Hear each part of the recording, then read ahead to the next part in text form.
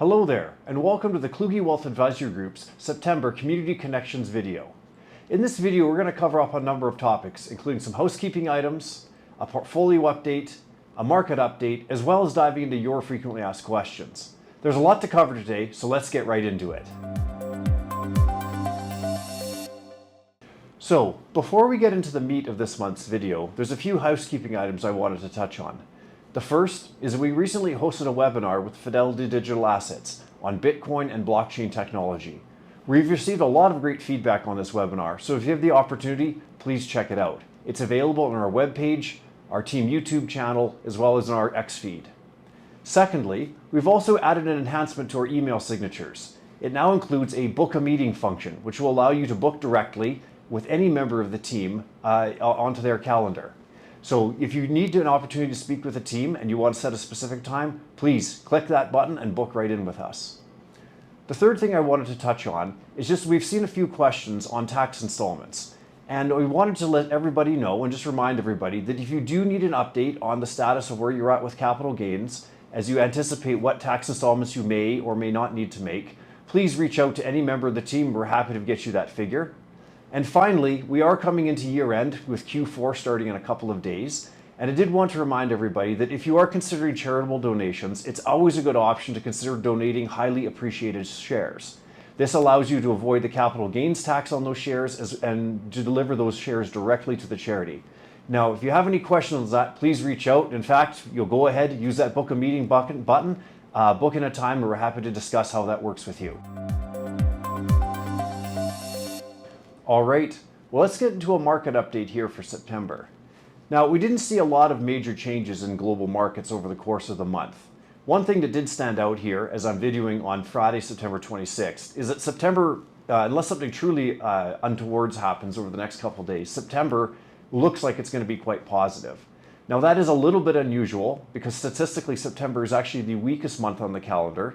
I know that out there, October has a worse reputation because of 1987 and the 2019-29 crash. However, on a statistical basis, September is actually the weakest month. So we've got a strong September, or what looks like to be a strong September under our belt. Not a lot of other changes when I look across the landscape in terms of rates, in terms of crude oil, or other buckets of assets. Things are pretty stable, and that's a good thing. The fact that we got through September, which is typically a very volatile month with minimum volatility, is a positive thing. We'll take it. Now, we also want to note here that years where you do see a large spring correction like we had this year, or thinking of past years, sometimes the normal seasonality of August, September, and October being tough months doesn't apply. And right now, again, we're about two-thirds of the way through this typical negative seasonality. Markets are up. So what I'm going to say here is we have to let October do what October is going to do, but so far, so good. All right, well, let's get into your frequently asked questions here for September of 2025.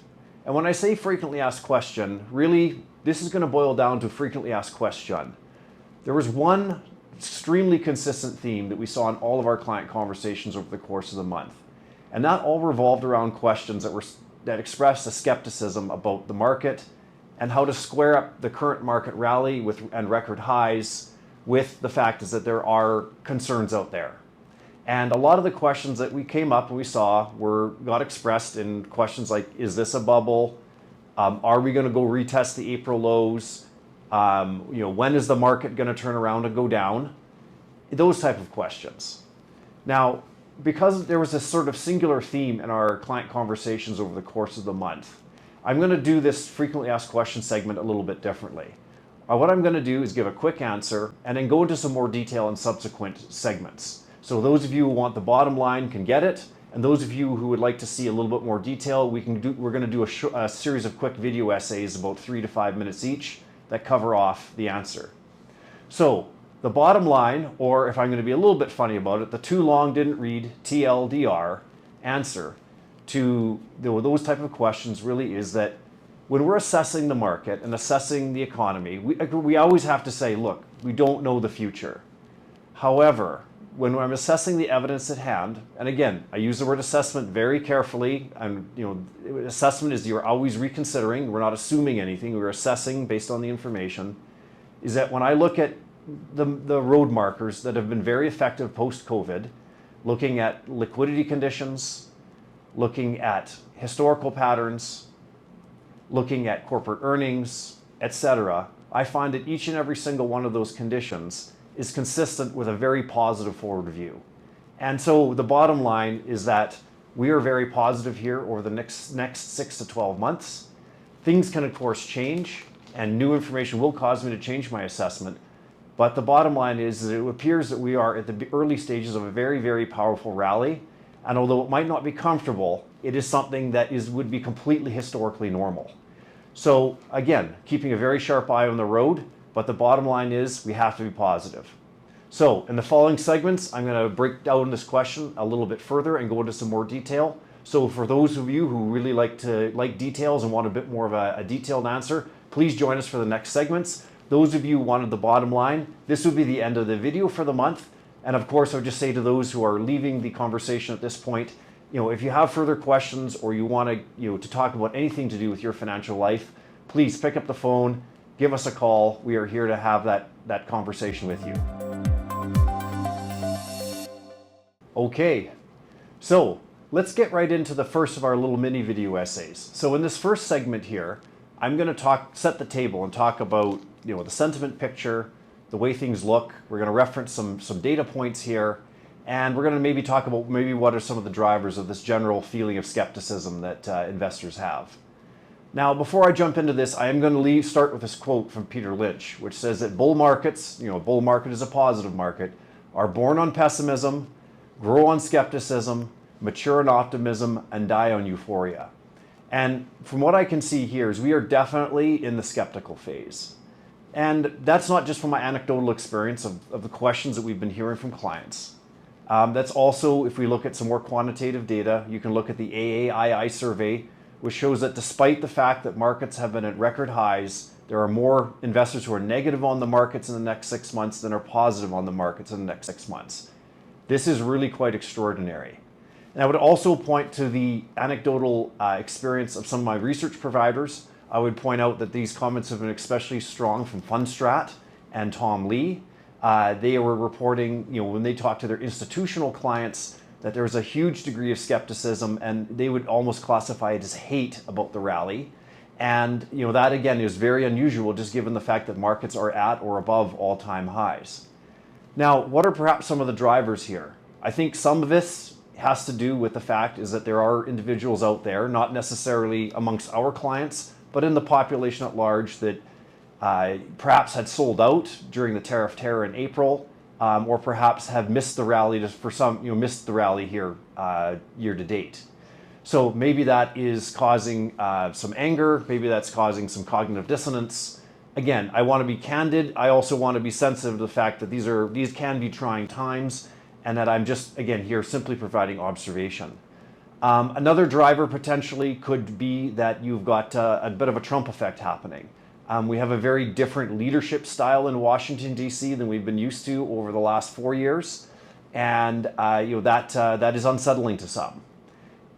Also, I think maybe, and this is perhaps contributed to for lots of different reasons, but there's been a lot of punditry, a lot of commentary about how we are potentially in an AI bubble, about how valuations are way beyond done, or way beyond high. We're about to head into a recession, that inflation is going to rear its ugly head again. There's been a lot of concerns or fears raised here in the financial commentary sections, both on X and as I've noticed in mainstream media. So I think a lot of those things are driving a general atmosphere of skepticism. And again, this is just a blanket observation. And again, I'm not speaking to anybody in particular or about anybody in particular, just a general observation of the environment. So that's where we stand in terms of the environment. There's a great degree of skepticism. We can see it through the anecdotal experience, both myself personally, we can see it through some quantitative sources, and we can see it through the anecdotal experience of experienced research houses that serve both institutional and individual clients. So we'll wrap this part up and we'll move on to our next segment. Okay, Now, in this next segment here, I wanted to address some of these concerns directly. So we're going to touch on concerns expressed around inflation, concerns expressed around a potential recession, concerns around a bubble and valuation. So before we get into directly touching on any of those concerns, I do want to acknowledge two things. One is I always want to give the devil his due, so to speak, and that is to acknowledge that those who are negative on the outlook for the market could very well be right.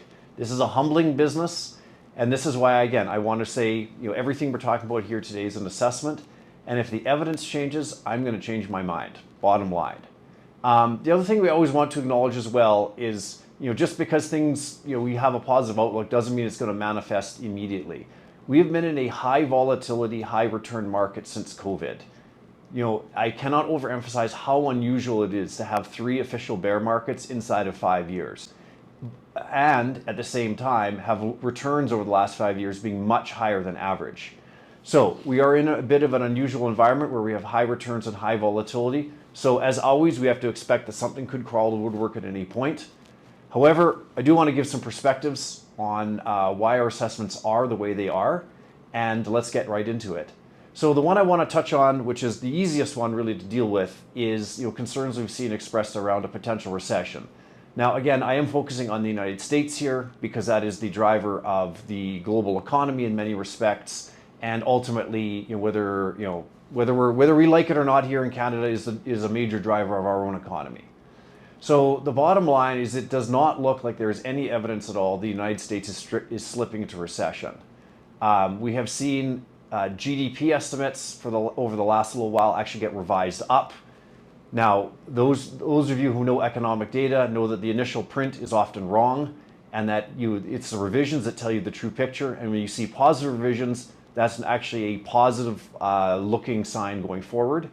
And the second thing is, if you want to look in real time, we have to look at the level of, one of the greatest indicators to look at is the level of credit spreads. Now, credit spreads are what a lender charges above the risk-free rate of return to make a loan to a non-government party, for instance. So if you're not the US government, you have to borrow at a rate that is above the risk-free rate. And if we take a look at what those credit spreads are to lend money to corporations, they are quite low historically. So the bond market, which is extremely sensitive to the credit risk and wants to price it very, very proactively, is really indicating that there is no substantial credit risk in the market at this point, which is another way of saying there's no substantial risk of a recession at this point. Now, again, data will change, and it may change in a way that requires me to change my assessment, but that's the way things look right now. The second thing we'll touch on right away, right out of the gate here, is on inflation. There is the expectation, and continues to be the expectation, you will see substantial inflation be passed through from the tariffs that were put in place by the Trump administration. And I have to say at this point, if you look at the composite numbers for CPI or PCE or the other major US inflation indicators, that inflation hasn't showed up yet. Now, it could be a case of yet, and it is still in front of us, and I want to openly acknowledge that, and you acknowledge that forthrightly. However, so far, no tariff-based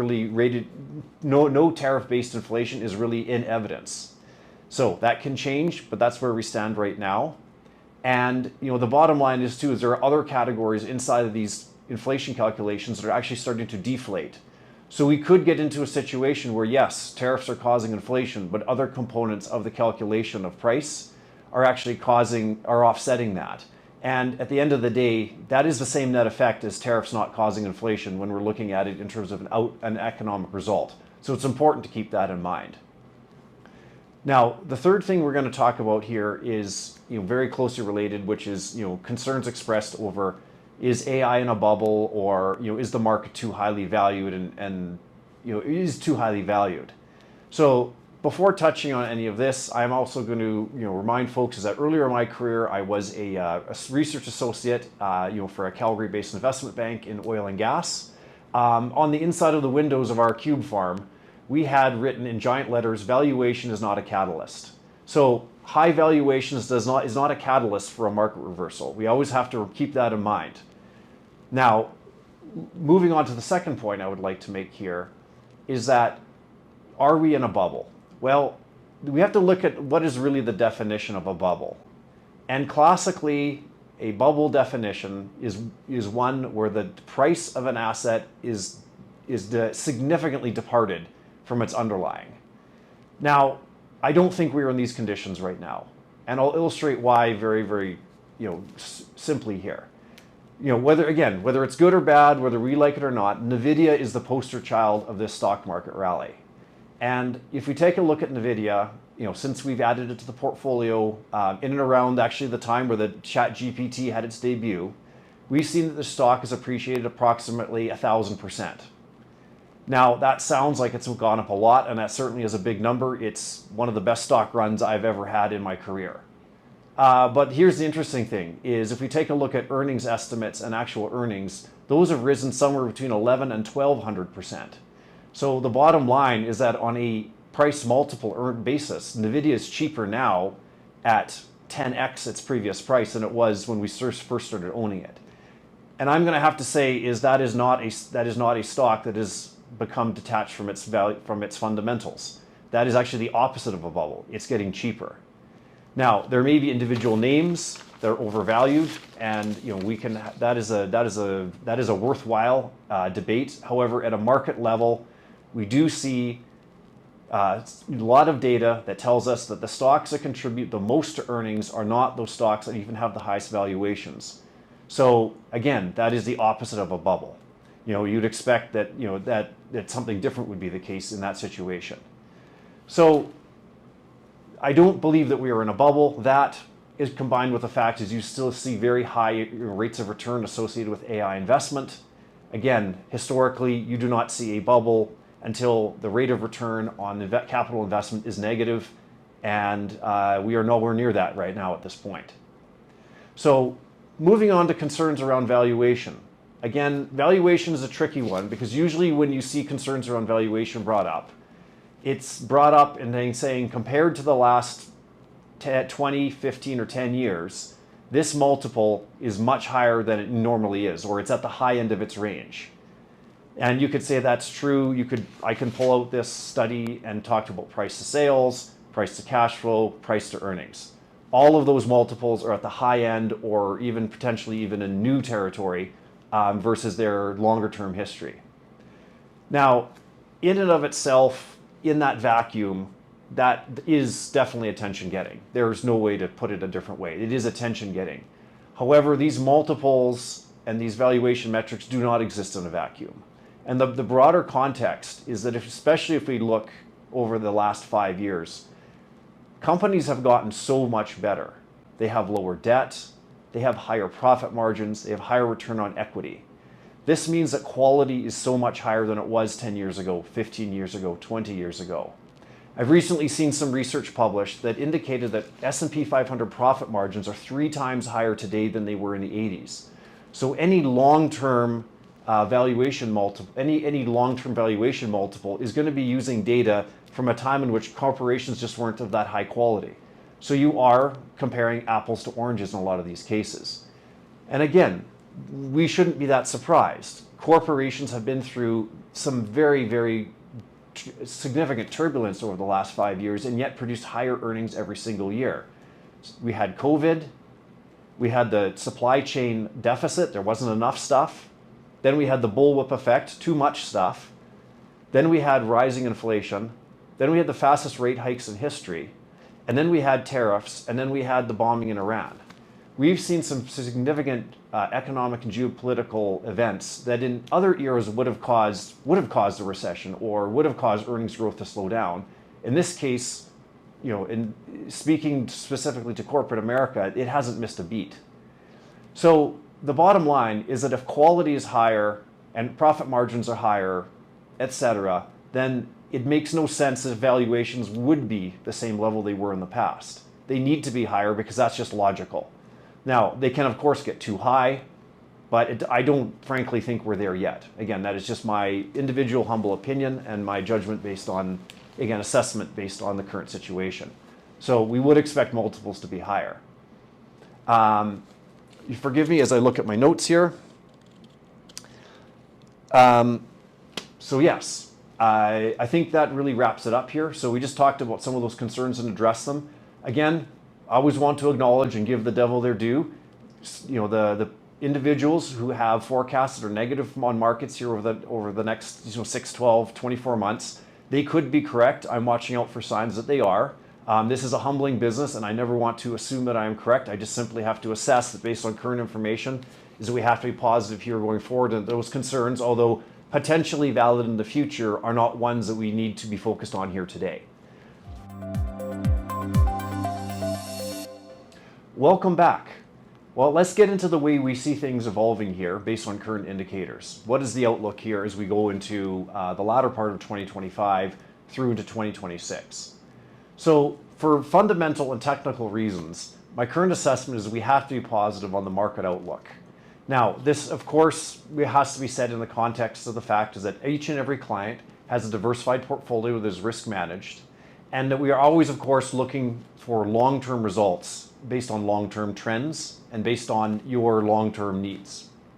So if we're going to take a look here into the future, I always want to remind everybody I do not have a crystal ball, but based on the current evidence, both fundamentally and technically, I have to be pretty positive.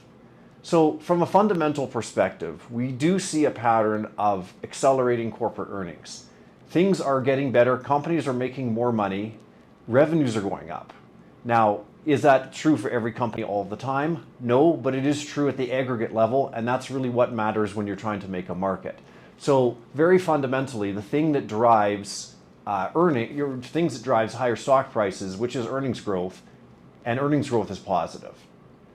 Now, also important from a fundamental basis is we have seen a very, very large surge in liquidity, or what I'll call available cash in the market here this year.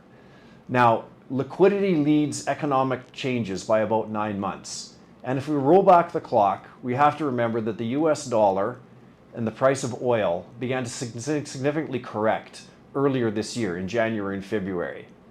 Now, the reason why those two things are important for liquidity is, again, for an example, if you're an Australian buying oil, you need to sell Aussie dollars to buy US dollars and then use US dollars to buy oil.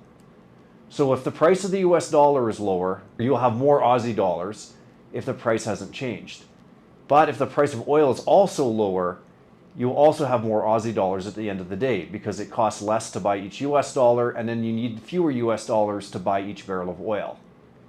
Now, the bottom line is that if you have extra money in local currency, it's not going to stay, you're not going to leave it in your bank account and do nothing with it. At the margin, money is going to be invested back in businesses, it's going to be invested into the market, and it's going to find its way into the financial and economic system. And with a delay, it has historically showed up in economic data. And we're starting to get into the time window now where you'd start to expect to see world markets and global economies start to pick up, which would give us an economic boost, which would then go back and reinforce the fact that stock markets are at an all-time high.